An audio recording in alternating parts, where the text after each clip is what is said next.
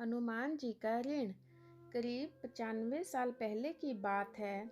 राजस्थान के अलवर इलाके में एक गडरिया भेड़ चराते हुए जंगल में चला गया।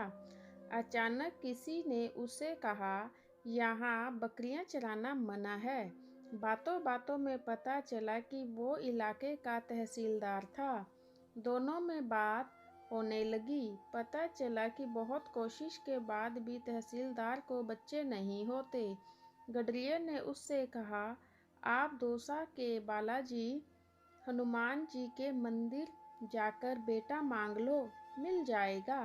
ना जाने क्यों तहसीलदार ने उस गडरिये की बात मान ली। उन्होंने हनुमान जी से कहा, अगर मेरा बेटा हो जाएगा तो मैं उसे यहीं इसी मंदिर में सेवा के लिए छोड़ जाऊंगा। इस बात का जिक्र उन्होंने अपनी पत्नी से भी नहीं किया। मन्नत मांगने के 1 साल के अंदर उन्हें बेटा नसीब हो गया, लेकिन बाप का प्यार अब आड़े आ गया। उन्होंने हनुमान जी से कहा कि मैं अपना वचन पूरा नहीं कर सकता, आपका ये ऋण मुझ पर रहेगा। तो बेटा बड़ा होने लगा, शिक्षा की उम्र तक आया तो पिताजी ने उसे हरिद्वार एक बड़े विद्वान प्रभुदत्त ब्रह्मचारी जी के यहाँ पढ़ने भेज दिया। लड़के में अद्भुत क्षमता थी, उसे रामायण कंठस्थ थी। बिना पढ़े वो रामायण का पाठ करने लगा। उसकी ख्याति दूर दूर तक फैल गई और वो साधु सन्यासियों और बड़े बड़े उद्योगपतियों के घर रामायण पाठ करने लगा। जवान होने पर उसकी शादी भी हो गई। एक दिन देश के बड़े उद्योगपति जुगल किशोर बिरला ने अखबार में विज्ञापन दिया कि दिल्ली के लक्ष्मी नारायण मंदिर यानी बिरला मंदिर में हनुमान जी को रामायण पढ़कर सुनानी है। उसके लिए उस व्यक्ति का टेस्ट खुद बिरला जी लेंगे। तय तारीख पर नारायण स्वामी अपने पत्नी के साथ बिरला निवास चले गए। बहुत से और लोग भी बिरला जी को रामायण पढ़कर सुना रहे थे। जब नारायण बाबा का नंबर आया तो उन्होंने बिना रामायण हाथ में लिए पाठ शुरू कर दिया। बिरला जी के अनुग्रह पर नारायण ने हारमोनियम पर गाकर भी रामायण सुना दी। बिरला जी भाव विभोर हो गए। नौकरी पक्की हो गई। सस्ते जमाने में 350 रुपये की पगार, रहने के लिए बिरला मंदिर में एक कमरा, इस्तेमाल के लिए एक कार भी नारायण बाबा को दे दी गई। जीवन बहुत सुकून और आराम का हो गया। रुपया, पैसा, शोहरत और देश के सबसे बड़े उद्योगपति से नज़दीकियाँ। बिरला जी के गुरु चमत्कारी संत नीम करोली बाबा जैसे ही वृंदावन से दिल्ली आए तो बिरला जी ने उन्हें प्रसन्न करने के लिए नारायण बाबा का एक रामायण पाठ रख दिया। बिरला जी ने नीम करोली बाबा से कहा कि एक लड़का जो रामायण गाकर सुनाता है। नीम करोली बाबा ने कहा, मुझे भी उस लड़के से मिलना है।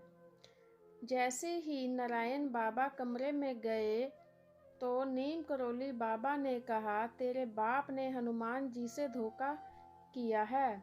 नारायण बाबा अपने पिता के खिलाफ कुछ भी सुनने को तैयार नहीं थे, लेकिन तय हुआ अगर नीम करोली बाबा की बात सच्ची है तो वो उसे गुरु के रूप में स्वीकार कर लेंगे। तभी वे नारायण बाबा अलवर रवाना हो गए। उन्होंने पिताजी से कहा, एक संत आपको हनुमान जी का ऋणी बता रहा है और आपको धोखेबाज भी कहा।